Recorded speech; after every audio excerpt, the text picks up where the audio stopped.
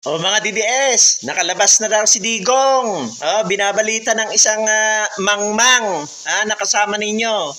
Pakinggan natin. Mga against Duterte. Ayan. Yung nagsabi na hindi makalabas si tatay doon sa kulungan. Ho, ho, ho! Kinulong nyo kahit walang kasalanan. Dahil takot kayo matalo sa 2028. Wala na si Tatay Digong doon. Nakalabas na. Diba? Anong gagawin nyo ngayon? Mga pulpol kayo. Mainit-init na balita, nakauwi na sa bansa si dating Pangulong Rodrigo Duterte. Sinalubong siya sa airport ng ilang opisyal ng Philippine National Police kasama ang Interpol.